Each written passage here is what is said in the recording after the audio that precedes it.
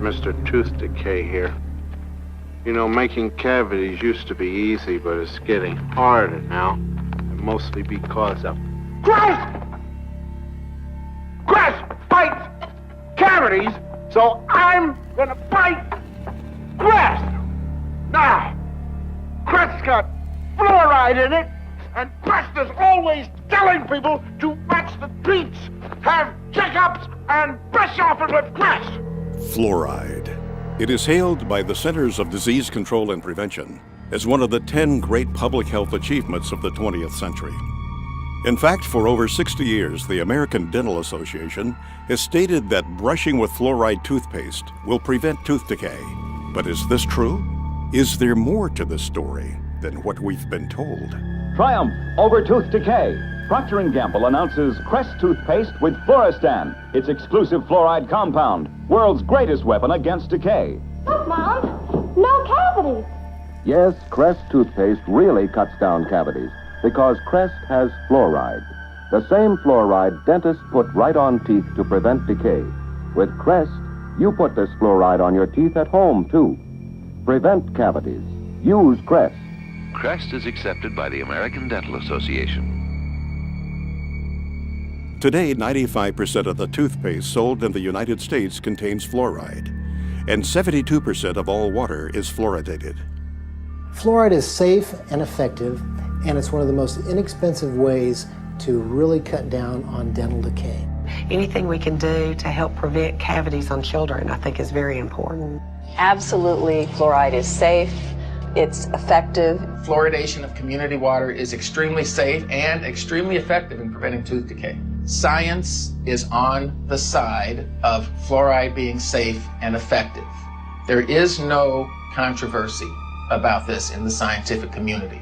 If it's such a simple issue, how is it that it's still going on after half a century? I remember it being debated when I was 30 years ago. And it's continuously debated. But just because we've been doing something 50 years doesn't necessarily mean that it's right. Public health officials knew then what they know now. Would we have fluoride? Would it be added to our drinking water? Well, today a coalition of scientists, dentists, and doctors are taking action to stop fluoridation until it is proven safe.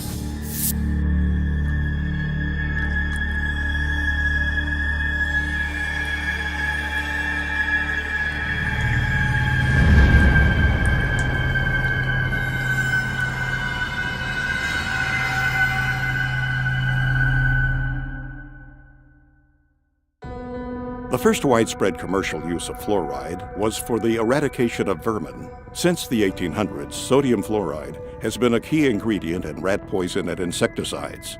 These products were commonly used in and around the home to kill lice, mice, rats, and insects. Fluoride proved to be not only a good way to kill rodents, but also an effective way to kill a man. As the use of fluoride became more popular, reports began flooding in of people dying from ingesting this toxic substance. Headlines screamed, "Roach poisoned in pancakes kills 11 men. Rancher takes dose of poison by mistake." Article after article, all having the same tragic endings, proving that sodium fluoride can and does indeed cause death. In fact, during the last part of the 19th century, the Industrial Revolution was taking hold of the modern world. An unfortunate byproduct of this technological revolution was that it created the most toxic pollutants known to man. And the most hazardous and destructive of them all was fluoride. In his award-winning book, The Fluoride Deception, investigative journalist Christopher Bryson examines fluoride's disturbing history. Bryson notes that in its early days, fluoride was a widely known and well-documented killer. Documentation from early lawsuits against fluoride manufacturers clearly shows that fluoride was a hazard, not only to humans, but to the environment as well, with damages reaching into the tens of millions of dollars. By 1930, the aluminum industry was the largest and most influential fluoride polluter. Industrial giants such as Alcoa knew they had to do something.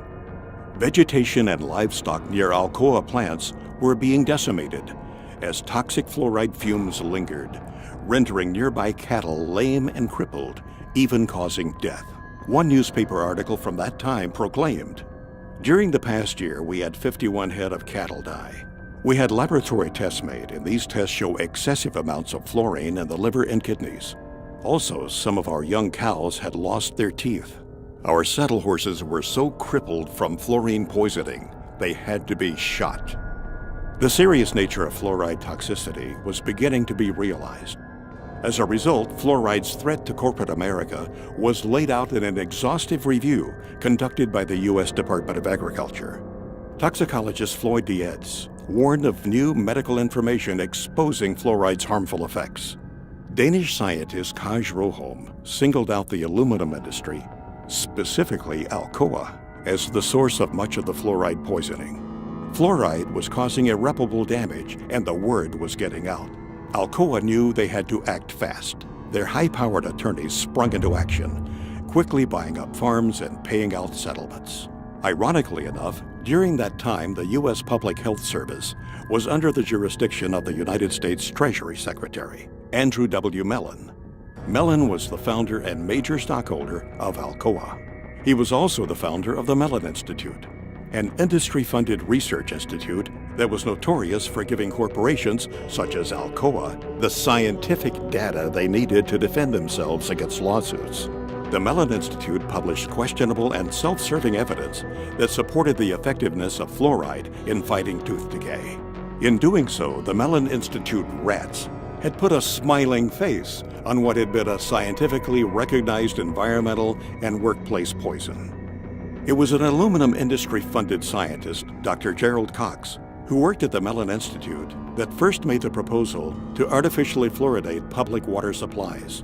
Mellon's economic interest in fluoridation was obvious. Fluoridation provided the chemical industry an opportunity to void liability of their poisonous fluoride waste by means of promoting it as a health benefit. The official human experiments began in Grand Rapids, Michigan on January 25, 1945. 107 barrels of sodium fluoride were delivered to Grand Rapids, where city technicians began tipping them into the city's water supply. They were the first to publicly fluoridate their water. It was to serve as the test city, and its tooth decay rates were to be compared with those of non-fluoridated Muskegon. The study only lasted 5 years. There are no permanent teeth in a child born at the beginning of the study. It was an unblinded study. They did no measure of safety, and they claimed that there was a tremendous benefit to the permanent teeth. Well, there weren't any permanent teeth in the children that were born at the beginning of the study, and soon thereafter they fluoridated Muskegon, the control city. It's a phony baloney study used to demonstrate the benefits, where there are none. Unfortunately, fluoride's ugly side has almost entirely escaped the public view. As Bryson points out, historians have failed to record that fluoride pollution was in fact the biggest legal worry of the industries that were involved in developing the atomic bomb program. As some may remember, the Manhattan Project was a secret program which brought the atomic bomb into existence. But what most people are totally unaware of is the fact that fluoride was an essential element in the production of the atom bomb. There was a guy named Harold Hodge that was the chief toxicologist for the Manhattan Project, and basically, in order to create the nuclear weapons, they needed massive, massive amounts of fluoride. He was hired as a toxicologist or part of the team to determine, is there going to be any toxic effects of fluoride in this project?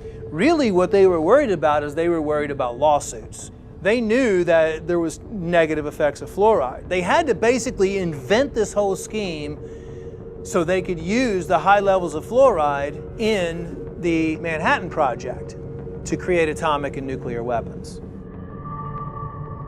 For more than 70 years, the Public Health Service has assured society that fluoridation is safe and effective. These assurances have largely rested on the results of the 1945 Newburgh-Kingston fluoride caries trial.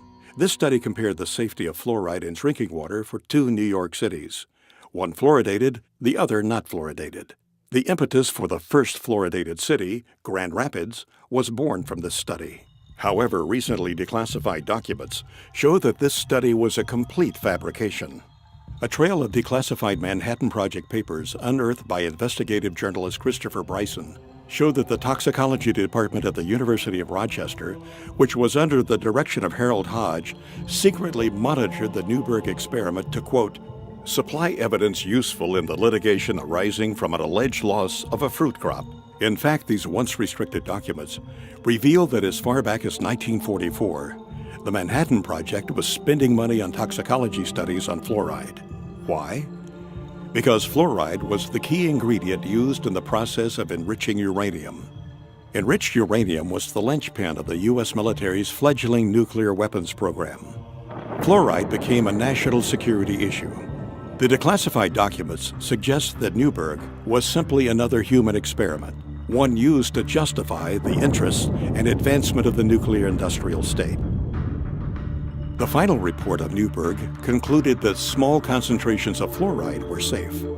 Yet documents reveal that the top fluoride scientist in the U.S., Dr. H. Trendley Dean, known as the father of fluoridation, secretly opposed the experiment, fearing that fluoride's toxicity would be revealed. Until now, Dean's dissent on Newberg has never been made public. There's irrefutable evidence that the U.S. military, the Manhattan Project, the makers of the atomic bomb, concealed evidence of fluoride's harm to their workers, to the community, and to the American public.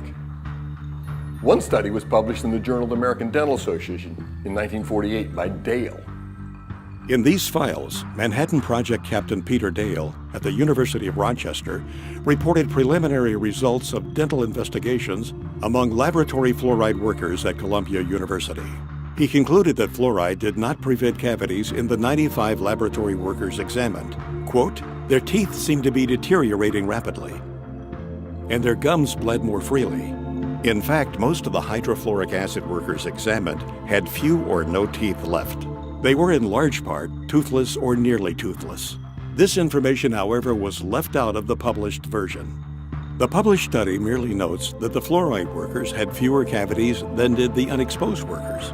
They didn't mention the fact that they had fewer cavities because their teeth had fallen out of their mouths." Since World War II, fluoride has been one of the most destructive environmental pollutants. At one point during the Cold War, fluoride was blamed for more damage claims against industry than all 20 other major air pollutants combined.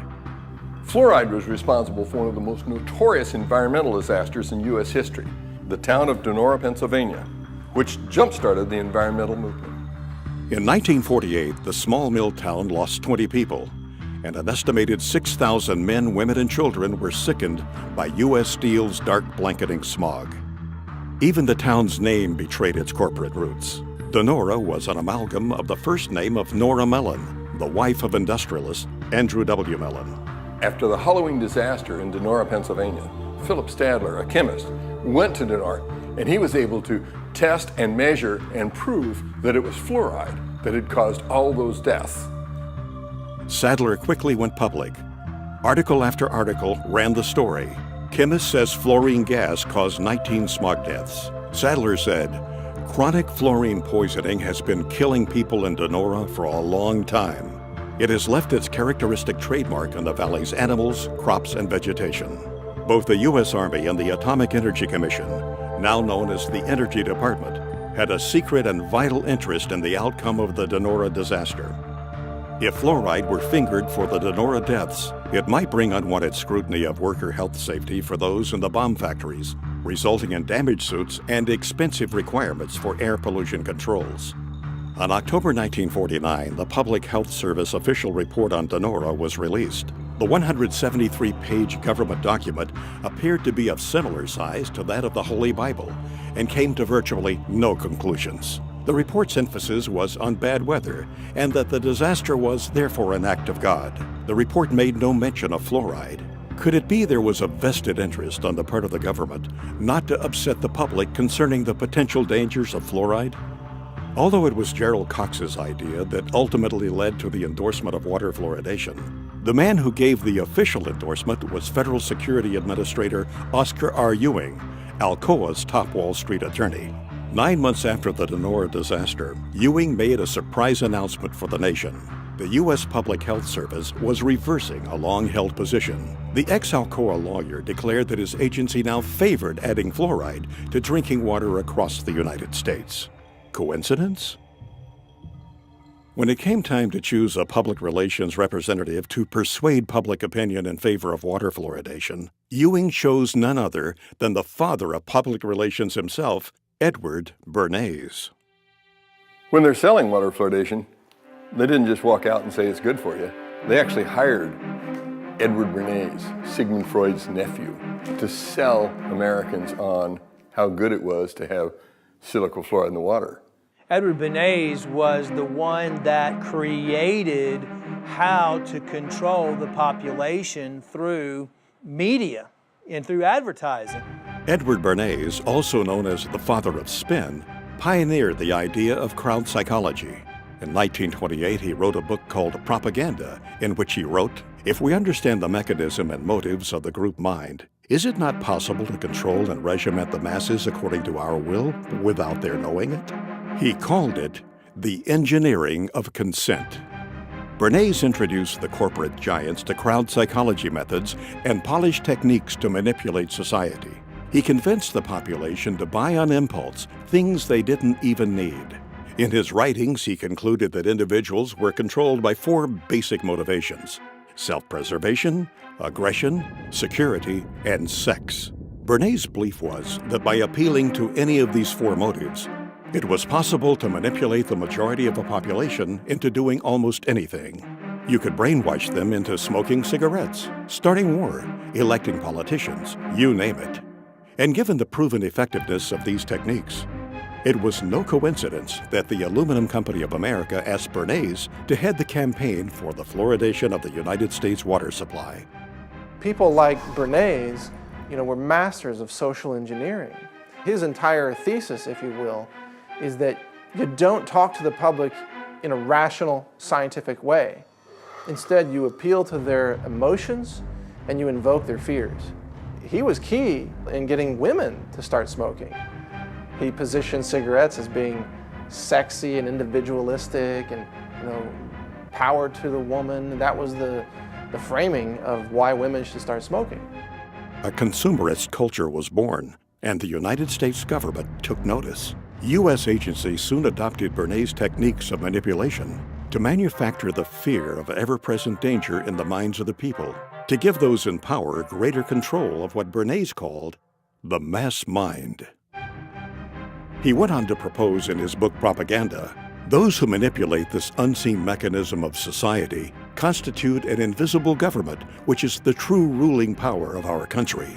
We are governed, our minds are molded, our tastes formed, our ideas suggested, largely by men we have never heard of. This statement holds just as true today as it did in the 20s when Bernays first wrote it. Throughout medical science, including dentistry, poison-producing corporations have always been able to infiltrate major institutions and dominate their narrative. When Christopher Bryson was writing this book, The Fluoride Deception, he reached out to Edward Bernays. Bernays said it was child's play to convince the American public that fluoride was good for them. While the official narrative rang, the case for fluoride had been proven. Some people weren't so quick to jump on the fluoridation bandwagon. Because fluoride had been used for years as a rat poison, to kill coyotes, to kill cockroaches. Some of those opposing fluoridation were in fact dentists. And because of their advocacy for safe water, they were censored by the American Dental Association. If they worked for the Public Health Service, they got fired. If they were team players and kept their mouths shut, they got to keep their job. So out of fear, many people who knew better remained silent. The true story behind water fluoridation can be hard to swallow. The facelift performed on fluoride dating back more than 60 years ago has misled generations. Instead of conjuring up the image of a crippled worker or a poisoned forest, we see smiling children. As a new generation arises, we must sound the alarm yet again. To those who have ears to hear, this film is meant to be a warning. This film will prove beyond a shadow of a doubt that fluoride is a deadly poison being added to our water supply. It will further prove that the chemical commonly known as fluoride is the only chemical added to public drinking water to treat you, the individual, rather than the water. The information presented in this film can change your life. It can help protect your health and the health of your loved ones. It will lay out the real facts behind water fluoridation. It will expose the hidden hand behind the curtain, pulling the levers of industry, corporate profit, and public perception. Fluoridation is neither safe nor effective, but rather a fraud. And honestly, one of the biggest hoaxes ever perpetrated in human history. To say things like tobacco is harmless, fluoride is harmless.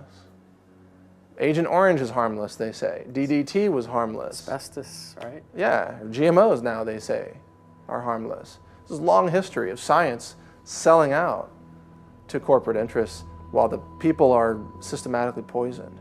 And to this day, people still believe fluoride is safe in the drinking water, and the majority of dentists still believe it's safe to put in toothpaste and to put in different types of compounds. Most people in America are persuaded that everybody fluoridates their water, and if you're living in a town like Albany or Long Island or Ithaca or somewhere, but the vast majority of the population in the world does not drink fluoridated water.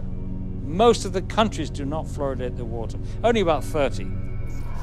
The countries now that have banned the use of fluoride, China, Austria, Belgium, Finland, Germany, Denmark, Norway, Sweden, the Netherlands, Hungary, and Japan.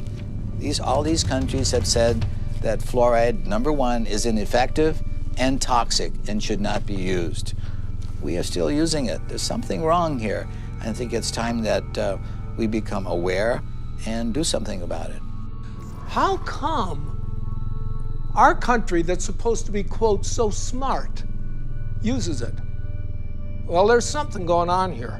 What does the European Union know that we don't know? Nothing.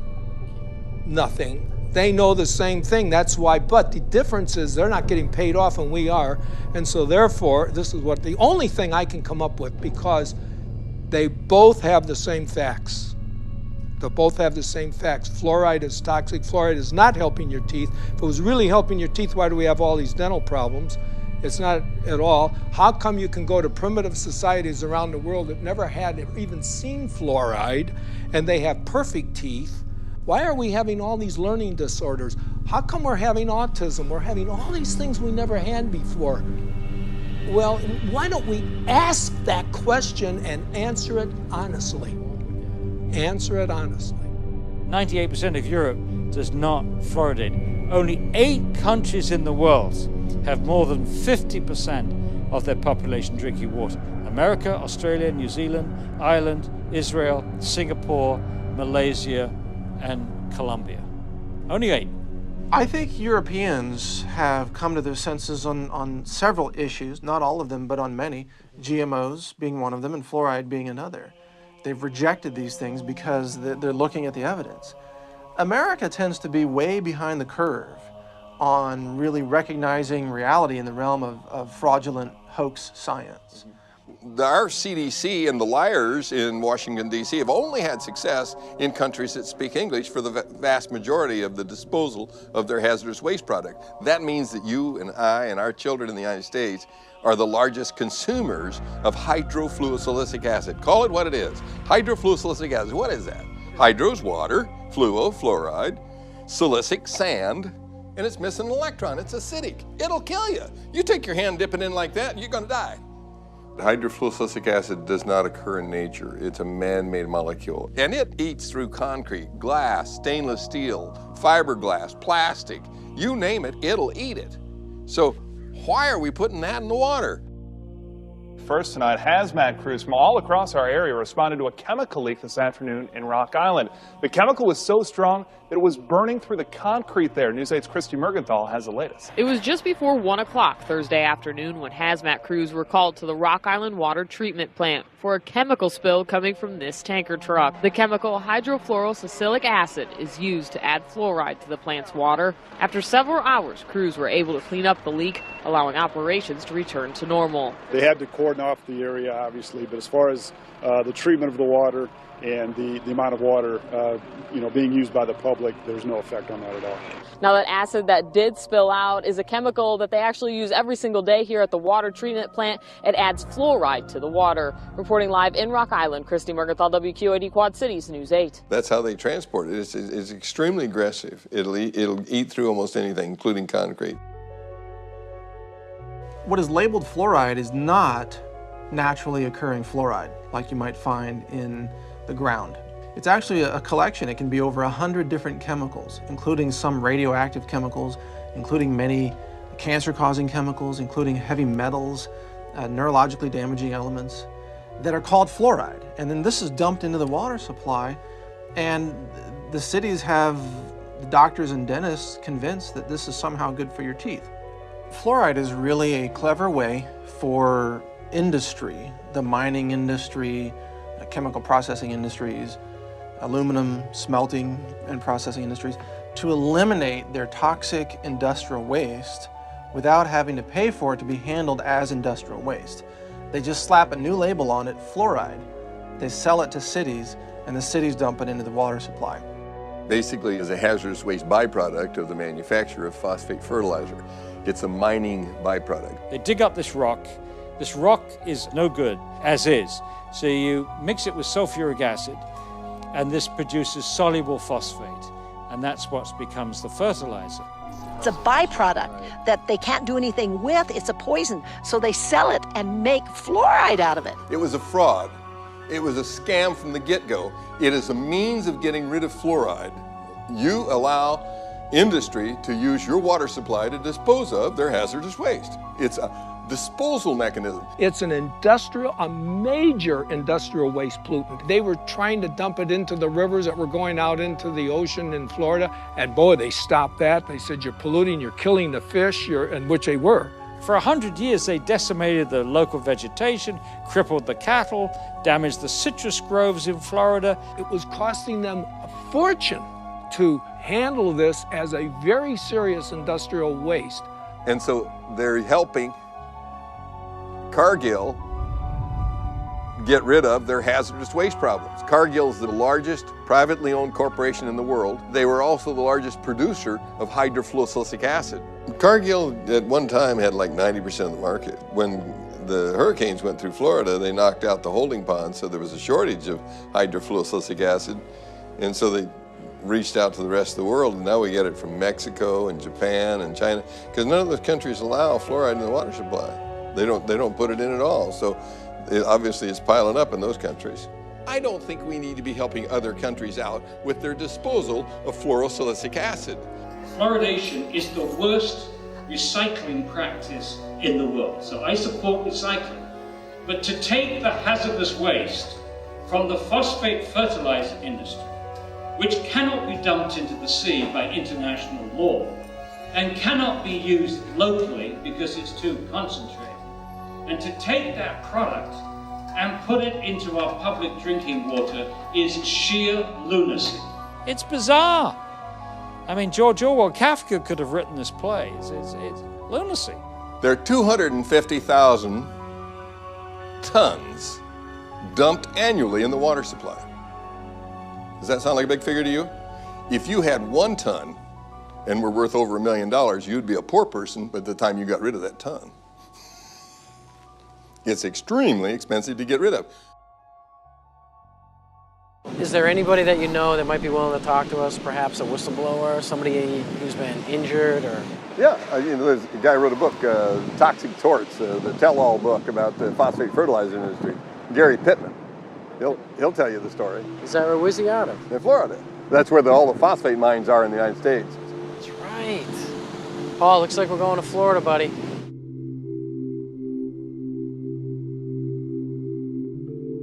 When I first started working at the Occidental Chemical Corporation's chemical plants in the early 1970s, there was no safety program in place.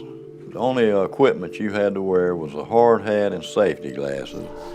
And we didn't wear the safety glasses half the time because it wasn't enforced. The environment was very dirty.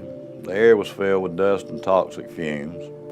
We worked 8, 12 hours a day, sometimes longer, sometimes double shifts in those conditions. When you're 18, you think you're invincible. Had a physical by their doctor, and he actually put on my application a perfect health specimen. Mistakenly, you tend to believe that somehow you're invincible and blindly step into harm's way without a thought about the future consequences. I started working there when I was 18. I was in excellent health. I quickly rose to a supervisory position and was making about $50,000 a year. However, my success came at a high price, my health and well-being. My first and last job was working for Occidental Chemical Company in the phosphoric acid plants in Hamilton County, Florida. So Gary, what made you write this book? I wanted to leave a history behind on what happened to me and some of the co-workers here in this county. And it kind of gives the inside look at a phosphate plant, mainly the chemical plant where phosphoric acid is made. Former employees of Occidental Chemical Corporation have filed a lawsuit against the company. They say they have life-threatening diseases because the company did not follow safety procedures. Paige, they have diseases like leukemia, emphysema, and toxic brain syndrome. For years, doctors struggled to diagnose them, but finally they found a common link. It was the phosphate plant they all worked for. Gary and several other former employees are suing Occidental for failing to provide adequate safety education and gear. One woman's husband died of bone cancer before his battle could make it to court. They messed up my life. They messed up everybody's life, and they're continuing to mess up other people's lives. They need to come in and realize and admit to what they are doing. When Gary Pittman filed a lawsuit against Occidental Chemical Company, he knew what he was getting into. Occidental was a mammoth organization and no stranger to litigation. It was Occidental that had been responsible for one of the most horrendous environmental tragedies in American history, the Love Canal. President Carter declared a state of emergency today in the Love Canal area of New York's Niagara Falls, where toxic chemicals were discovered oozing from the ground. My 3 kids were born with birth defects. My wife's had cancer. This was a site that literally is best described, orange goop, toxic soup is what it has been referred to. You had 80 different chemicals. I mean, some very bad stuff was in these people's backyards, was literally seeping into their basements. Health officials are urging more families to move, but that's not as simple as it seems. Between the years of 1947 and 1953, the Hooker Chemical Corporation, which is a subsidiary of Occidental Chemical, used the Love Canal section of Niagara Falls as a dumping site for toxic waste. Today, we write the final chapter of the environmental disaster called Love Canal. In doing so, we make clear that when people make a mess of our environment, they should and they will be held responsible for cleaning up their mess. The EPA concluded that Occidental dumped millions of tons of hazardous chemicals and then sold the property to the Niagara Falls School District for $1. In papers to be filed in court in Buffalo this afternoon, the Occidental Chemical Corporation will agree to pay $129 million. In the end, Occidental was out of pocket a total of $200 million for damages and settlements, not including court costs and the millions they spent defending themselves. These kind of dangers no longer will be tolerated by the American public. The day of discarding hazardous materials indiscriminately and haphazardly is over. There must never be in our country another Love Canal. Thank you very much. But in reality, this $200 million spanking to a multi-billion-dollar a year company is far less severe than a parking ticket to the average person. Occidental had a pattern of disregard for environmental issues. In the summer of 1979, the New York Times reported that Hooker's plant in White Springs, Florida, was convicted of polluting the air with fluoride. Even more damning were the copies of corporate memorandums passed among Hooker executives in which it was revealed that Hooker's top echelon knew and approved of the pollution violations. Finally, Hooker Company officials admitted to accidentally poisoning local water supplies not only at the New York location, but at their Michigan and California plants. The White Springs plant that Gary Pittman worked for not only was polluting the air with fluoride, but had also dumped tons of waste on their own property. In a leaked inter-office memo obtained by an insider at Occidental's White Springs plant, reveals 25 different waste disposal sites buried on the property. This highly classified document lists the hazardous, carcinogenic, highly fluoridated toxins that are all buried on the site and are still there today. Gary Pittman knew that he was about to embark into a David versus Goliath scenario. Occidental was not to be trusted. They had been known to buy and intimidate officials.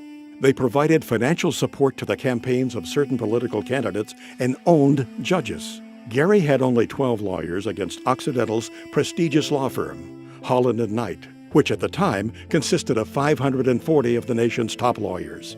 However, to his benefit, Gary had the documents to prove his case. He also had a stellar record within the company and was known as a company man. He was a loyal and hardworking employee. The last thing he had ever imagined doing was to sue the very company that had provided him such a good life. In spite of this, Gary felt as though he had no choice. He was sick and couldn't work. So Gary named a price that could make him go away, and Occidental accepted. In the end, Gary settled out of court with Occidental, but his health problems still linger. The phosphate industry is one of the biggest industries in Florida. It brings in billions of dollars each year in profits. Television ads and billboards often portray strip mining as a wholesome industry that creates jobs and feeds the world. However, a closer look reveals the extreme toxicity to our environment and health. Paul, I think what you need to do is get some aerial shots of that plant.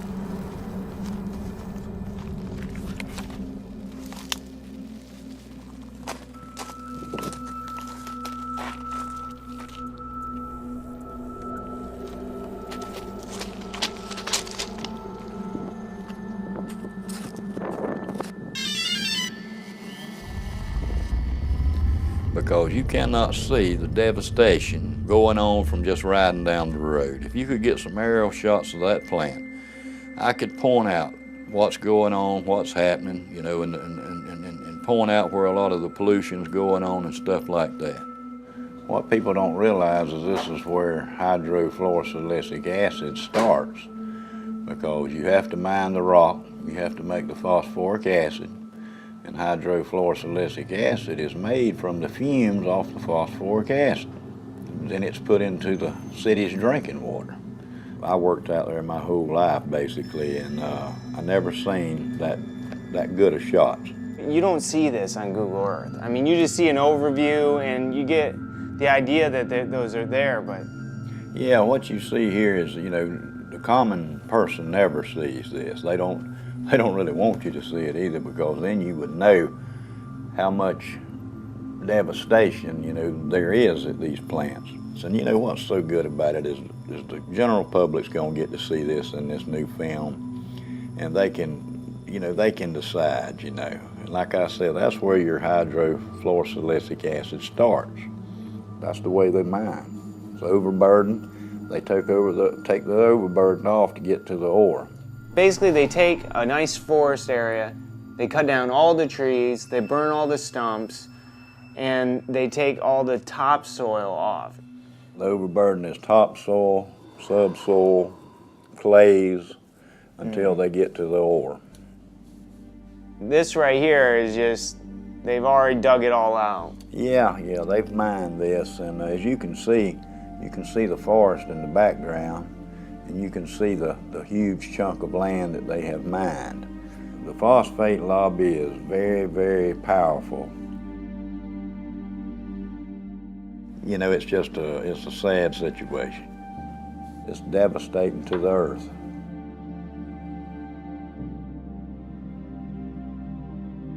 This water, this coffee-colored water, it's just hard to describe how bad it is. You know, when you call it water, it's not really water. It's so laden with so many different chemicals, and it contains many elements such as cadmium, chromium, mercury, nickel, beryllium, arsenic, fluorides, lots of fluorides. Lead, and I heard it even has it has radioactive elements in it too. It is radioactive. Uranium-238, radium-226. It also has traces of polonium-210, very contaminated stuff. A lot of people don't realize that this is some of the worst contamination at a phosphoric acid chemical plant. Where this was all located was wetlands. If you have a wetland, you'll have a heck of a time trying to get a permit to go into a wetland, you know, to do anything. You know, if you want to dig a pond or whatever, they're not going to give you a permit. But somehow these people got permits to dig up all this wetland, and they claim they'll reclaim it, but it'll never be reclaimed like it once was. It's just, there's no way. They will reclaim just enough land, and they'll have a little show place so visitors, and they can go show them what they've been doing. Yeah, we've mined this out, and now this is what we've done. Mm-hmm. And you know, for what they've destroyed out there, you know, a 10 or 15 or 20 acre plot they've reclaimed. Nah, they're not gonna reclaim it. What they'll eventually do, and this is just my prediction, is they'll change the name of this place and they'll form a corporation, and they'll call it something like White Springs Phosphate. And then when they finish mining out the rock, they'll bankrupt.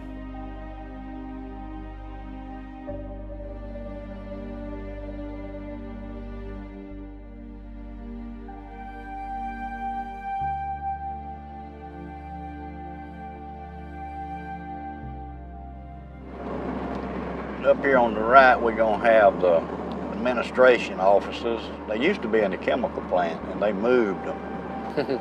They used to eat the pantyhose off the women's legs. Wow. It says, "To whom it may concern, I worked at the above-named company, Occidental Chemical Company, White Springs, Florida, in 1968 and part of 1969. Our accounting department was located in the admin building, which at that time was located at the chemical plant. Many mornings when we employees would get out of our vehicles, women, our pantyhose would dissolve off of our legs. It was explained to us that it was a chemical fallout, not to worry. Our boss would see that each of us girls would get $1 to get us another pair of pantyhose. The chemicals also would eat small pit holes in the paint on our vehicles.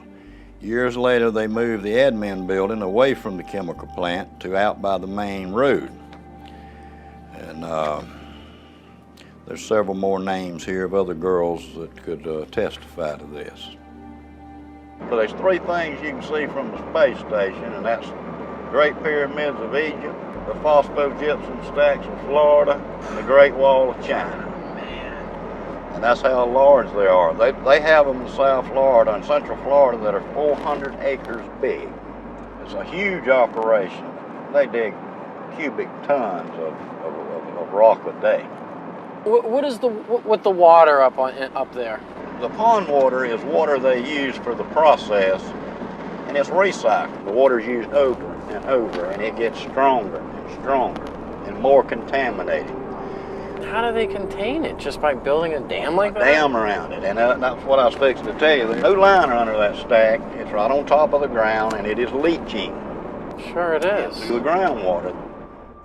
Yeah, I read somewhere about a sinkhole that took place. The reason the sinkhole developed is because the acidic water eating away the limestone. And once the limestone gives way, you're in the groundwater. Wow. Because in Florida, when you drill a well, you have to go through the limestone to get to the actual.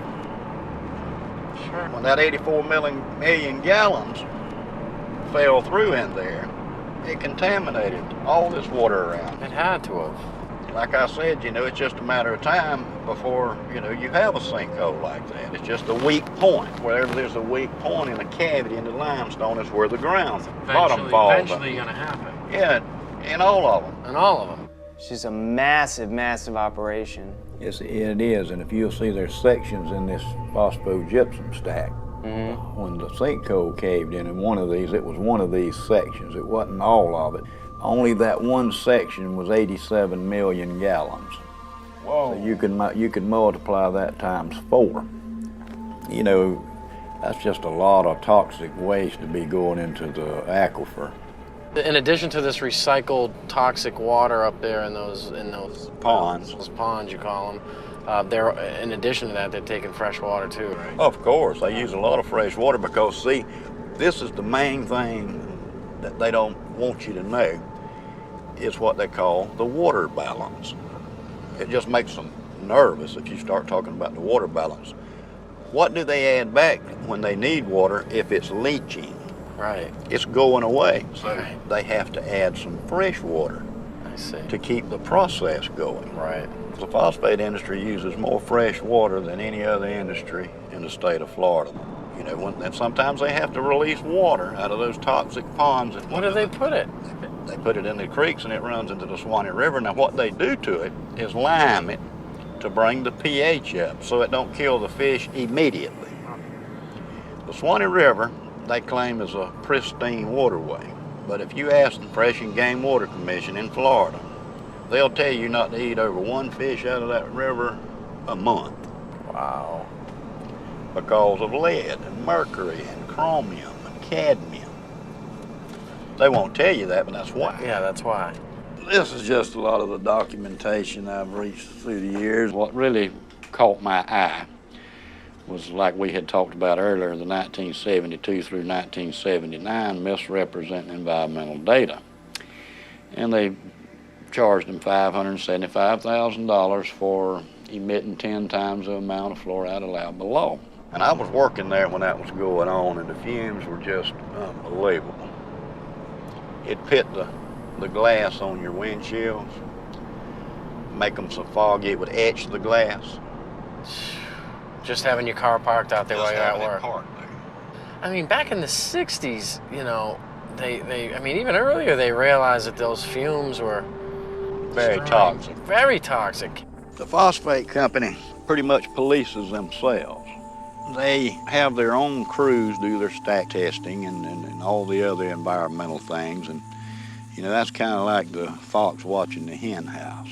And I have been involved where they would go up to test a stack and come down and tell me, so something's wrong. This stack is going to fail. You know, so you look around, find the problem, straighten it out, and say, okay, boys, y'all can go up there and test now. I have also been at the point where we couldn't find what was wrong, and they were doing the test, and we would just go and open a blind in the fume ducts to allow more fresh air to rush in, so it would dilute the emissions. And I know for a fact that they cheat on these tests. Once you know that, then you lose all faith in these regulatory agencies because you know it's all a farce. In this past, I'd say 6 months, there's been 4 people that I know of that I grew up with. They were younger than me. They were 52, all of them died. I do honestly believe it has something to do with the phosphate chemical plants out there. I would imagine you've seen some injured employees. I've seen people burned. I've seen people blown up. I saw a man killed, and he was going to weld on a rotary drum filter, and somebody had washed it with a solution of sulfuric acid and pond water. Found out later the guy had struck an arc to weld on that thing, and it exploded. And it killed him, messed up his friend, too, that was helping. But that's a very hazardous work environment. When you digest phosphate rock with sulfuric acid, that's what you're going to give off, hydrogen fluoride and silicon tetrafluoride. Now, even at that strength, it'll eat up concrete, asphalt, stainless steel, even the fume ducts after a while, which is made out of fiberglass. Very corrosive, the most corrosive acid known to man. Used to etch glass, it's used for a lot of things. One of the things it's used for is to fluoridate drinking water. Who in the world would want to drink water with this stuff in it? The city of Dallas, Texas, like many cities across the nation, spends millions of dollars on contracts with companies like Cargill, Mosaic, and Penco to fluoridate the region's water supply. On Mosaic's website, the product listed for use in water fluoridation is actually called hydrofluorosilicic acid. The Occupational Safety and Health Administration, otherwise known as OSHA, is a U.S. agency that requires companies to produce a material safety data sheet, or an MSDS, for every chemical product in the market. The MSDS that Mosaic produces for their fluoride product will make your hair stand on end. Right here I have the Mosaic material safety data sheet on their hydrofluorosilicic acid product.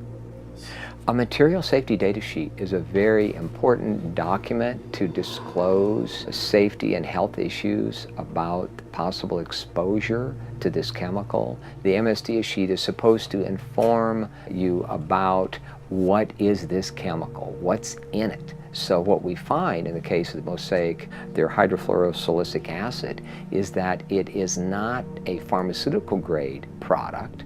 It is an industrial grade chemical. And under Section 2, hazard identification, it identifies a health hazard as being corrosive to the skin, the eyes, and the mucous membranes. If you come in contact with it through the skin or inhalation or ingestion, such as swallowing it, it may cause severe irritation and burns. And so on the second page, it identifies potential health effects, and it mentions that it's corrosive to the eye, corrosive to the skin, corrosive through inhalation, such as breathing, corrosive if you swallow it.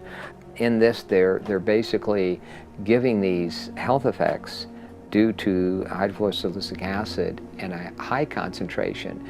It's less clear at what concentration this won't happen at.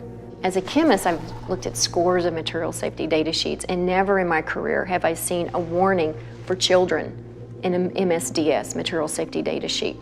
What happens is the companies that's producing this chemical realizes they have a revenue stream that's a little risky for them from a liability standpoint on how their customers are using this chemical. And so they've now put a warning in their material safety data sheet, warning for fluorosis, osteosclerosis if exposure occurs during enamel formation. There are no children working in these chemical plants. There are no children being chemical handlers. So this warning is for the end user. And so we've presented this to the City Council, and they have now been alerted that their own supplier has put a warning. And this is where we came across and said, you now need to put a warning, at least for children that you've received from your supplier. You need to put that downstream. So now the liability is on them too. Hydrofluorosilicic acid has no known benefit in human or any physiological system. It's not even useful in any mammal. So adding that to the public water supply for an alleged benefit is a fraud, and it's a crime against the citizens of this country, and it's cumulative over a lifetime. It is a very noxious poison, and you do not have to take my word for it. If you've got a Webster's dictionary, open it up. One of the definitions is fluoride, a violent protoplasmic poison. Then you have to go look up protoplasm. We are protoplasm, so violent protoplasm for us. Say, let's put that in the water and see how the kids turn out. So, as we're learning, it seems like there are no rewards to this. It just seems it's just all risks. It's all risk. It's a big lie. There's no benefit whatsoever. It's all risk. Let's get to the science. That's what I say. Instead of covering it up, let's look at the science. What do these fluoride chemicals actually do to human beings? There's all kinds of research out there showing it really disturbs the functioning of the body in a number of ways. Inactivates 62 enzymes, increases the aging process, increases the incidence of cancers and tumors up to 17%, disrupts the immune system, causes genetic damage, interrupts RNA and DNA, repair enzymes activity, increases arthritis, and is a system poison. These are all validated by scientific data. We have in America today all of the symptoms of hypothyroidism, obesity, heart disease, neurological impairment. I have been very sick. I was diagnosed with hypothyroidism about 10 years ago. There was no family history in my background that explained why I had this thyroid illness. What were some of your side effects? Feeling very cold, hair loss, concentration issues. It really controls your metabolism. So I had gained about 10 to 15 pounds, which is very unusual. I was very athletic my whole life and never was overweight. So I gained weight. I was sleeping a lot. Again, your metabolism is tuned down. Doing the research, fluoride is an irritant to your thyroid. Your thyroid wants iodine. And if it doesn't get iodine at the concentrations that it needs, then it gets whatever is closest that you're providing in the environment. If you look at the periodic table, you see that fluoride, chlorine, bromine, and iodine are all in the same column. That means they have very similar electronic structure and reactivity. So that's why your thyroid will uptake fluoride and chlorine when you're not giving it enough iodine. It's a gradual accumulation of the fluorides and the other things you're exposed to out there that just gradually wears on you through the years. And that's one reason it's hard to pinpoint a health problem. Because, you know, you work out there 6, 7, 8, 10 years before you start noticing things, and then it's almost too late then because it's already done the damage. But I've been real weak and just lethargic. Yeah. So when the blood work come back, the guy asked me, he said, "What have you been doing?" I said, "Nothing. The last few days I've been laying on the couch at home, you know, I ain't felt well." He said, "You sure you hadn't fell off of a building or something?" He said, "Look," he said, "you have a muscle destructive process going on." That was exactly what he told me. And I said, what does that mean? And he said, "You got a muscle destructive process going on and there's nothing I can do to help you." One of the key questions is, if you run the world and you don't want competition, how do you shut down people's consciousness? How do you do that? Well, you put poisons effectively into the water supply that compromise these gateways of consciousness. And fluoride is one of the most powerful poisons that is routinely used for this purpose. The pineal gland is actually kind of located in the center of the brain, and it secretes two hormones, DMT and melatonin. Melatonin actually regulates your sleep cycles, and it's kind of like a feel-good hormone, which also helps regulate your puberty, and it helps regulate all your hormone structures inside your system. The pineal gland to me is so important because it's been regarded as like the third eye, and even in Egyptian times they call it the eye of Horus. They call it the pineal gland because it kind of resembles a pine cone. And if you look at the staff that the Pope has, it has a pine cone on it. And if you look at statues throughout the Vatican and throughout history, you'll see the shape of a pine cone, and you'll see symbols showing the importance of the pineal gland. Now, the pineal gland is also regarded in some religions as the seat of the soul, or it's your gateway or your connection to God. If you know that the pineal gland is the consciousness of the human, and that could be your connection with God, why not take it out? And the fastest and easiest way to take out the pineal gland and to calcify the pineal gland would be with fluoride, because fluoride has an affinity for those areas in the body that produce calcium hydroxyapatite. Today in the United States, children are reaching puberty much earlier in age than they did in the past. Some evidence indicates that fluoride, via its effect on the pineal gland, could be a contributing cause to this trend. In 1997, Jennifer Luke published her PhD thesis on fluoride in the pineal gland. In her dissertation, she conducted animal studies and concluded that fluoride exposure has been found to cause early puberty in females. Similar findings have been reported in 2 epidemiological studies of human populations that are drinking fluoridated water. The first study was conducted in 1945 during the Newburgh versus Kingston fluoridation trial. It was discovered that girls in fluoridated Newburgh were reaching menstruation on average 5 months earlier than the girls in unfluoridated Kingston. But the result was not thought to be significant at the time. In 1983, another study was conducted in which a man with the last name of Farkas reported that girls living in highly fluoridated towns began their first menstruation cycles at a much younger age than girls living in less fluoridated areas. When the pineal gland is calcified, it causes an onset of puberty. In my documentary, Crippling Waters, one of the ladies in there, we called her the star, a 9-year-old girl. Take a look at her. Does she look 9? She's exposed to high fluoride in her family's well water. Her dad, who's only 20 years older, is starting to bend over like this and starting to become crippled. He can't put his hands above his head. The calcification of the pineal gland is an adaptive process so that that child can have babies by the time she's 14 because she's going to be crippled by the time she's 40.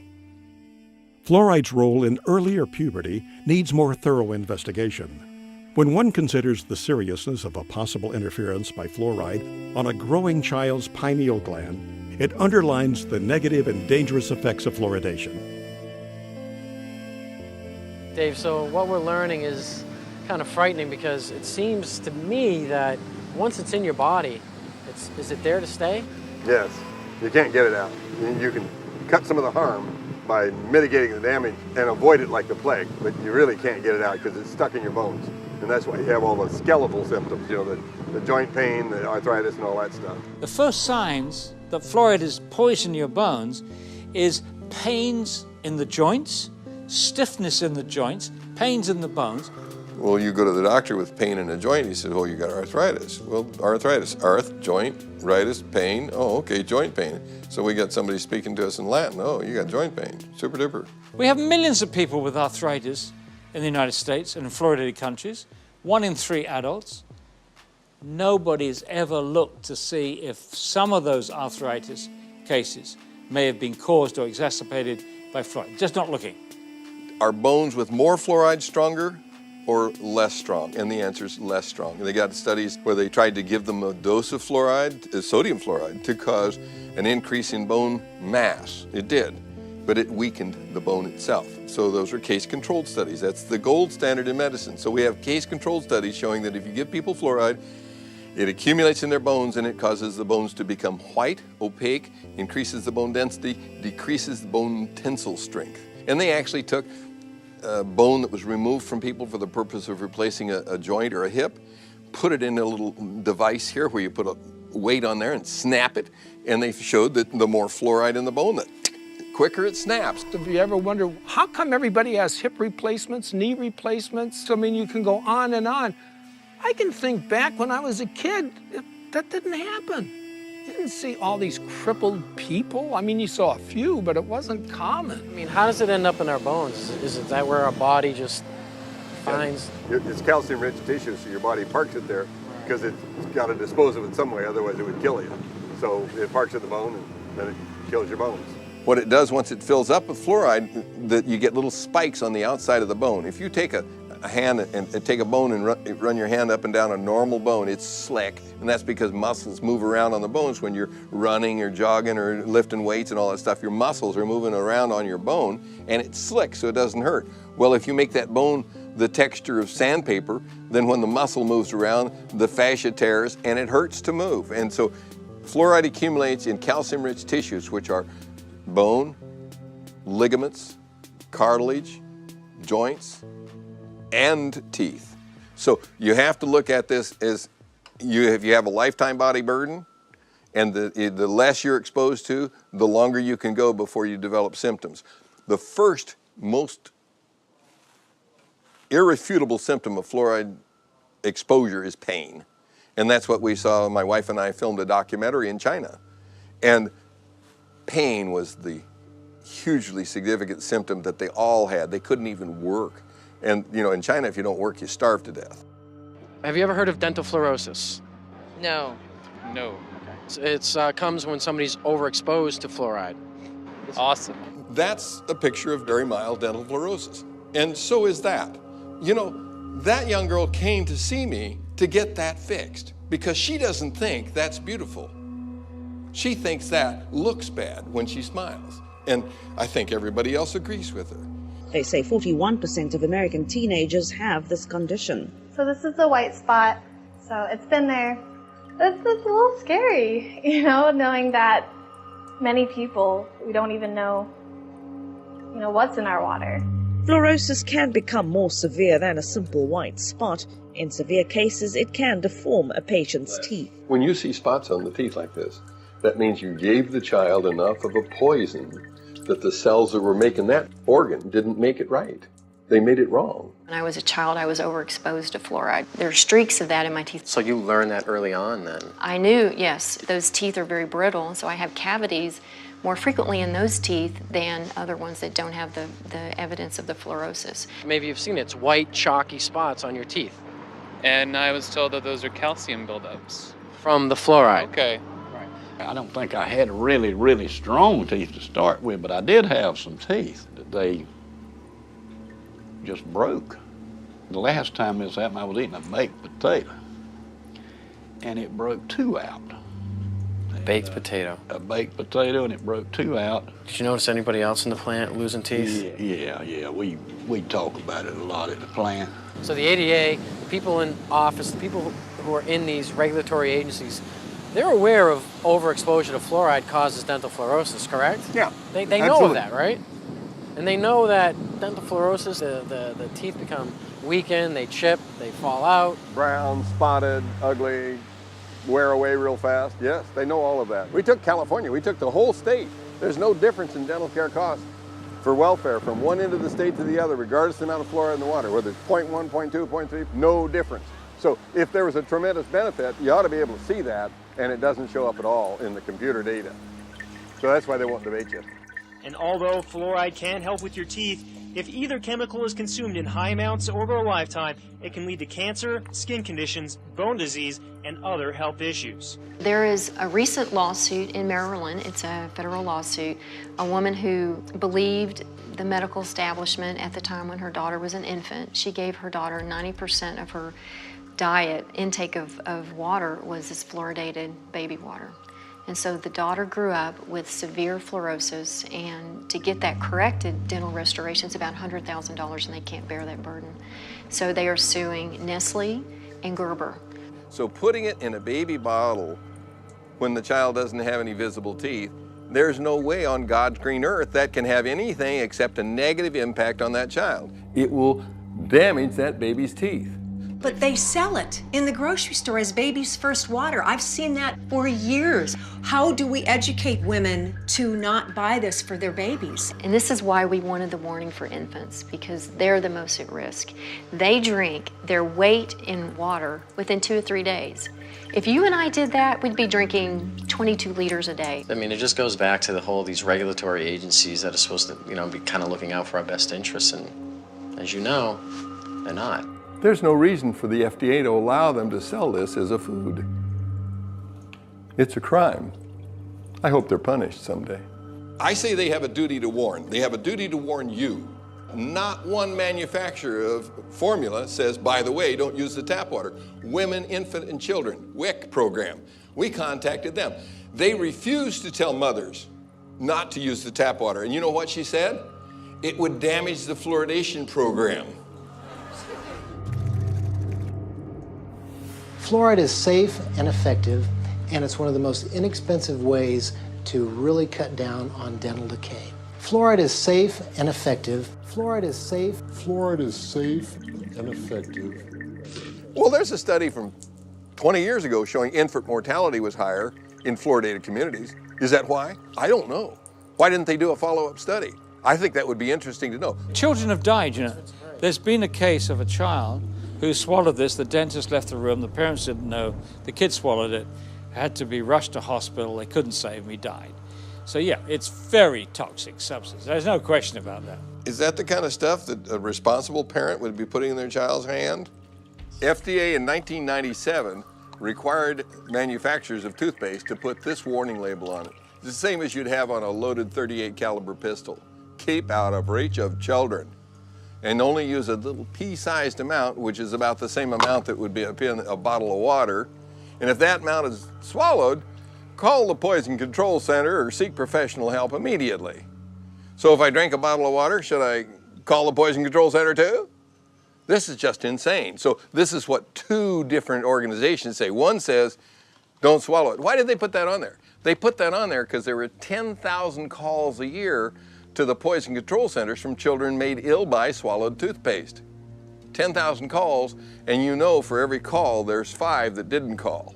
And there are only Poison Control Centers in half the states. So that means 100,000 children are made ill by swallowed toothpaste. It's insane to put a deadly poison in a child's hand and say, go brush and be sure and spit out, Johnny. Fluoride has been a slow process of introduction into the dental profession where it's commonplace for us to consider fluoride as the thing to do to help decay. But we now know, statistics have shown us, that fluoride is not working. It's very toxic to you and can cause everything from cancer to depression. So, yeah, it's a serious issue. You are meant to have the right to informed consent to medication. What we're doing in the fluoridated community is we're doing to everyone what a doctor can do to no one. A doctor says to you, he says, look, this glass of water is going to do wonderful things for you. It's going to cure your ingrowing toenails. It's going to make you less bald. It's going to do X, Y, and Z. Drink it. And you say, no, I don't want to drink it. You must drink it. You've got to drink it. I'm your doctor. I'm telling you, you've got to drink it.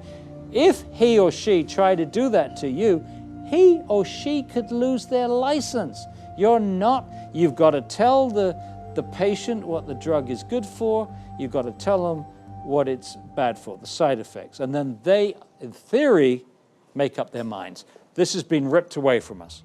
Water fluoridation is the dispensing of a drug. This is not chlorine. This is not any number of the other chemicals that are used to treat the water. Fluoride is being put in specifically to alter you physically, to make a physical change in you. Fluoride is a drug, is a medicine. This is the only thing anywhere in the world that gets added to the municipal drinking waters to actually treat the human. Well, anytime you see the letters FLUO, you're talking fluoride.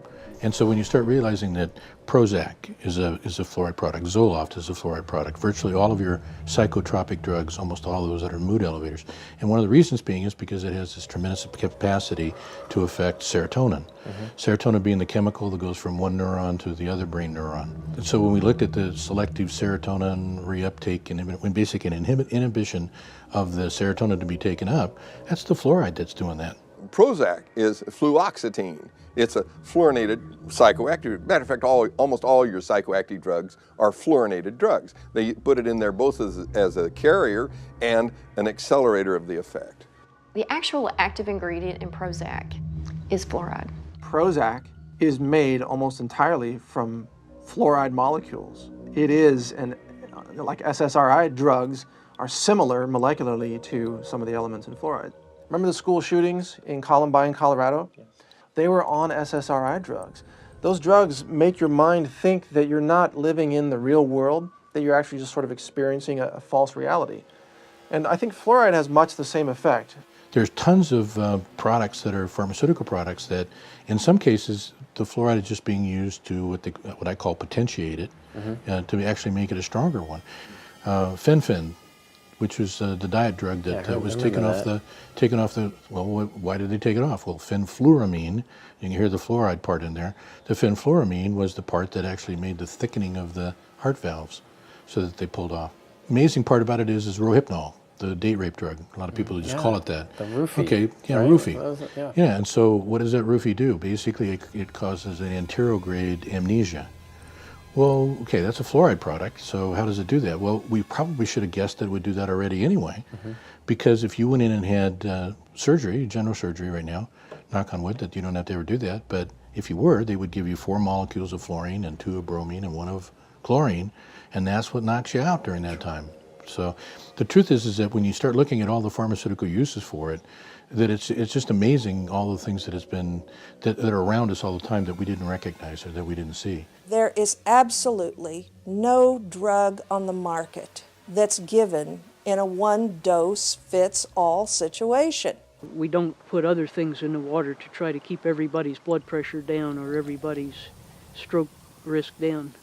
And there's no reason why we should be trying a one-size-fits-all approach for this either. Once you put a medicine in the drinking water, you can't control the dose because you can't control how much water people drink. You can't control who gets it. It goes to everybody. If you ask a pharmacist if there's any drug in his store that was safe enough to give to everyone, young people, old people, sick people, people with poor nutrition, give it to them in any dose, they'd laugh at you. It's ridiculous. There's no way you can give out a medicine without being able to control the dose. And one dose cannot fit all, and you can't give a medicine to everybody. You are forcing it on people who don't want it. There are people in this audience who've spent far more time researching this issue, including David, myself, and many other people in this audience, and they've stated categorically to the mayor, to the city councillors, we do not want you to force this medicine on us. We have the right to informed consent to medication. That's a very important right. This is a violation. It's being violated every day in this country to over 200 million people. There needs to be informed consent. We have that with all other medications. When we go to the doctor, he or she gives us the information of what the side effects are going to be. With fluoride, there is no informed consent. There is no safe dose for this one-size-fits-all medication that they're doing to us. Now, all of those issues are important, but the one that really concerns me is the impact of fluoride on the brain. A study panel for the EPA listed fluoride as amongst 109 chemicals for which there was significant evidence of neurological effects. It has definite impact on the neurons, which is the nerve parts of the brain. You don't just grow those back. It's not like, well, I cut myself, so now I'm renewing myself. It doesn't happen to the neurons. There are so many ways that fluoride could be damaging the brain. We know this from animal studies. Dr. Phyllis Moulinex exposed rats to fluoride to work out its effects on the human brain and the central nervous system. What we did was we exposed them, let them drink the fluoride in the water for 6 to 20 weeks. The pattern that we saw, it typically is what we see with other neurotoxic agents that are well known to cause a hypoactivity or a memory problem or an IQ problem. When I first presented the results of these studies, one of the individuals sitting and listening to the results, he says, "Do you have any idea what you're saying?" And he says, "You're telling us that we're reducing the IQ of children." Look, the first opponents of fluoridation in this country in the 1950s were biochemists. These biochemists had used fluoride in their experiments to poison enzymes. And they, including Dr. James Sumner, who won the Nobel Prize for enzyme chemistry at Cornell, and he said, fluoride poisons enzymes. You don't want to put this substance into the body. Poisoning enzymes is what makes people sick. Poisoning enzymes is what kills people. It's highly likely that you're going to get subtle effects on the brain that the parent is not going to notice. No wonder that our children can't read and write. It's no wonder because we're damaging their brains with a stupid preventive dentistry program that doesn't even work. We have behavioral studies, and we have 24 IQ studies, 24 studies which now show an association between fairly modest exposure to fluoride and lowered IQ. They've actually got it down to a 1 milligram dose of fluoride causes a 0.59 loss in IQ points. The average IQ is 100. So if you're 95, you're in the back of the class napping because you can't understand what the person in the front is saying. And you're going to get a nice job pushing the broom around. So what if you got twice that dose? Okay, you're down to 90. So what they showed in studies in other countries is that you lose all your genius out of your society. You've damaged the intellect. But new research from China supports Dr. Moulinex's conclusion that fluoride affects mental development and IQ levels. I've heard a great deal about a chemical that can be used on the teeth to help prevent decay. Is that a good thing to use? It certainly is. We use a fluoride solution, and we have evidence that for some people... 50 years ago, American government scientists had clinical evidence that fluoride affected the central nervous system. But all this was kept secret. Chemical? You're going to put some chemical in my mouth? All mention of the effects of fluoride on the central nervous system was stopped. In my view, fluoride is where lead was in the early 70s. That argument lasted about 10 years, and it was finally proven that, yes, low levels of lead, lower than caused visible symptoms, was in fact damaging a child's mental development. I think the same thing we're going to find with fluoride. As someone who has gotten off of fluoride, I can tell that my thought processes and my concentration is higher. And so when you damage the IQ of the children, you lose your place in the country as a leader, and we have. And that's because of the damage that our government has allowed to happen to the intelligence of our children. If there wasn't research out there that's shown conclusively that it affects the brain and the neurons, that it affects the immune system, that it affects the bones, and it is incorporated into your body, fluoride bonding is strong. You get something fluoride bonded, it's not easy to get it off. Well, what's going on? Fluoride is now in thousands, and I really mean thousands of products where it has worked its way in, and I don't understand why. I had a good friend of mine come up to me one day when I still lived in the valley. He says, Karen, he says, look, there's fluoride in Cocoa Pops, and there's fluoride in Fruit Loops, and I'm going, what? What the heck is it doing in that stuff? Pesticides operate in a lot of cases because they have fluoridated compounds. Sadly, the dentists have begun to add fluoride to their filling materials, their cements, they even put a varnish on children's teeth. I don't believe these have been legitimately FDA approved. I've checked on them. There's no new drug applications on file for fluoride to be ingested, and none have been submitted. So if you're going to give a child a dose of fluoride, show me the FDA approval where that's beneficial and even safe. It doesn't exist. The medical system that tries to say we need to ingest fluoride, that's really the only element they believe in. They won't recommend magnesium to reduce heart attacks. They won't recommend calcium. They won't recommend zinc for immune boosting function. They only believe in one element, and it's fluorine. You know, how come they don't look at the other elements that are needed? See, that's why it's very selective. It's a dogma. There is no, selenium waste product that they have to get rid of. That's why you don't hear about the benefits of selenium from industry. Right. But selenium is an anti-cancer element, and most people are deficient in it.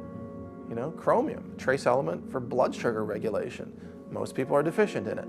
Why don't doctors and scientists say, let's put chromium in the water? Because they're not trying to get rid of it as a toxic waste. That's why.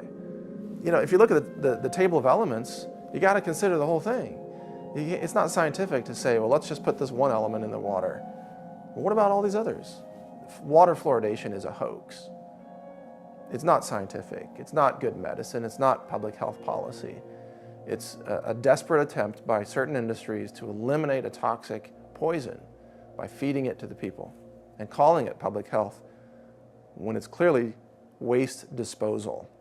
It comes down to this? Yeah, the government's paying 35 dentists at the Center for Disease Control to go out and promote the addition of silicone fluoride to the public drinking water. So it's making a lot of people who can't do dentistry money. Where money and power are is a magnet to criminals. And so Washington, D.C. becomes a vortex of evil. And I'll tell you, when you're controlled by a few people, which is the government, who controls the government? Money. Big money. And if they're about money, then we have a conflict of interest. We want our children to grow up healthy and strong, and they want to make profits. There are solutions out there. There are answers to this. There's ways to get around and possibly clean up your system. What can we do? The best thing you can do is look at what the body's made of, which is water. Every living substance is composed of water. People ask me, what's the easiest, simplest way to start regaining my health? I say, change the water. When you start flooding your body with water, if you have no access to anything else, no supplements, and eating clean foods, which would mean raw, organic fruits and vegetables, and if you have access to superfoods, which would be like chlorella, spirulina, blue-green algae, stuff like that, I still think that distilled water is the best. I recommend adding organic apple cider vinegar to their distilled water because what it does is it brings it back to life. When you distilled water, you lose all the minerals in it. It's a clean water, but it's not an active live water. So what I do and what I recommend, you can get a distiller for $300 or $400 and run your tap water right through the distillation unit and fill up your 5-gallon water containers. And then every time that you fill it up, put a little cap full of organic apple cider vinegar in there, the raw kind, and then you're getting vital nutrients, live enzymes, probiotics, and it's just one of the cheapest, most effective ways to regain your health or to just, give you a lot of good, active, live nutrients, and it brings the water back to life. But the big problem is you can get the best water in the world to drink and cook with, but what are you going to do about your shower? In fact, I would even say don't shower in tap water. That's so toxic that, look, where I live now, I'm drinking and showering in either rainwater or well water. If we have the ability financially to purchase these filters and these purification systems, it is the most important investment you could make for your family. You really need to invest in yourself, in your food, in what you're drinking, and more than you are your clothes or your electronics or your car. It is the priority. When you accumulate all these chemicals in your body, you have to do something to get rid of it. The antidote to fluoride poisoning is calcium, magnesium, vitamin C, selenium, and iodine. And you can get rid of it with perspiration, which is saunas. You can get rid of it by drinking more water and having it go out in your urine. The right diet can bind to those elements and help clear them out. I'm not drinking any more water with fluoride. I'm not eating foods with fluoride. I'm not cooking my pasta rice soups with that fluoridated water. So I completely took it out of my diet. Considering the fact that fluoride toxicity has become a huge problem, kind of teamed up with Alex Jones and his staff over there, and I was asked, what can we do? There's no product on the market that targets specifically fluoride detoxification or fluoride cleansing. So I was asked to put something together that would do that. It's really a combination of 6 of the most potent compounds we could find working together in unison to help you eliminate or detoxify fluoride from your system on a regular basis. This product is something that people can take on a daily basis or take on a weekly basis or take to help their body naturally eliminate fluoride from their system. There are 2 strategies for really getting fluoride out of the water supply. One is that you can have the citizens, protest, go to the city council meetings, rise up against the chemical tyrants, and demand clean water. Just demand clean water, that's it. And if more people would do something like this, instead of just turning a blind eye, that's what's wrong with our country. People see wrongdoing, but they just pass it by, let somebody else take care of it. So I imagine you're kind of going to be the Lone Ranger standing up and saying, I don't want my water medicated anymore. We should be calling our congressmen and trying to say, hey, What are you doing out there? What are you doing around the well? That's our water. I should have to choose if I want fluoride in my water. Why am I demanded that I have to have fluoride in my water? If enough people will contact their legislators, contact them either through phone calls, through snail mail. I mean, if they get enough of that on a particular issue, by golly, they do set up and take notice. Go there and bitch, because that's your public servant, okay? Last time I checked, they work for you. You got to get a lot of people angry enough that they'll go out and stand in the rain and tell the city council that they're not going to get reelected if they don't do what we tell them. They're not going to keep their seat if they continue to poison our water. If you follow the democratic process, then this issue has already been solved. Unite and let's make it happen, because I was thinking about it today, and I'll just wrap with this, but I was thinking about it today because I knew you were coming over, and I just sat there and I literally just prayed to God. I said, God, I don't know there's got to be a way. Open up a way that we can help this nation and the world get its health back, and let health be the #1 priority and profits that's next, not profits over health. And let's let people get the truth. This is all about us taking our world back. It's the time to scream louder, to be bolder, and to show them that we cannot be afraid. It's time that the people stand up, the silent majority, for their health. Get it out of your community, and then you can drink the water at home, you can drink the water in your office, you can drink the water in the restaurants and in friends' houses, and so you don't have to worry anymore. The alleged reason for adding fluoride to the public water supply is to reduce tooth decay. But tooth decay isn't caused by a deficiency of fluoride.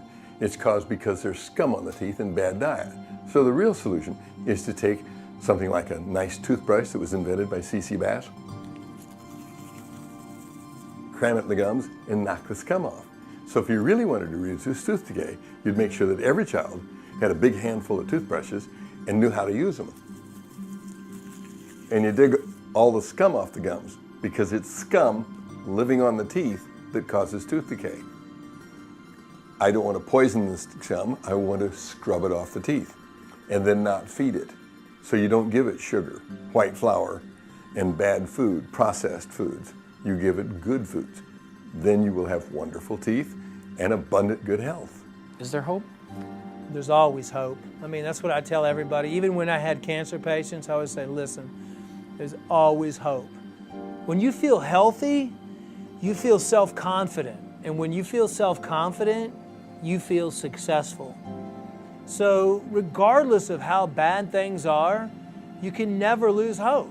I mean, you always have to know that there's always change and there's always things you can do. Even if you do one tiny thing every single day, you're still positively changing. And if you tell one person, or if you pass an email out, or you share information, once we hit critical point, which we're almost at, it's like the 100th monkey phenomenon.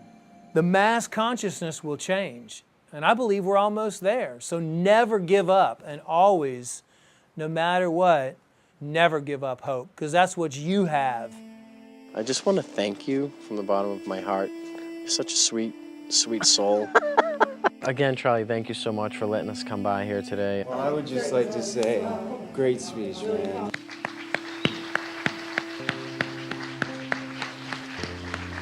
Thank you for all your work you've done over the years and your discoveries and your journey and your just everything. Thank you so much. Appreciate Welcome. it. Thank you. Thank you, Gary. Thanks, Paul. I'll meet you man. too. You're the man. Okay, Thanks so much. Thank you. Appreciate it. Thank you. It's been a treat. It's a pleasure to talk to you, and I'm hoping that this will get the message to more and more people. Now, this is fantastic. It's going to be a great educational tool, and we appreciate you being here. And thank you so much, and we'll look forward to seeing you again. Likewise. Thanks for having me. You guys are incredibly powerful, and I want to say thank you for what you're doing for all of us. I really wish this project the greatest success. People need to hear this message from all of those that you've interviewed. This is powerful information, and I imagine that in 50 years, people will be watching this. You know, some DVDs will survive. Yeah. Yeah. I just got the chills. And they'll be watching this, and they'll look back and say, there were some filmmakers who did know what they were covering, who weren't willing to just sell out and do some explosions and on-screen sex and this and that. They actually had a message for humanity. That's what you guys are doing.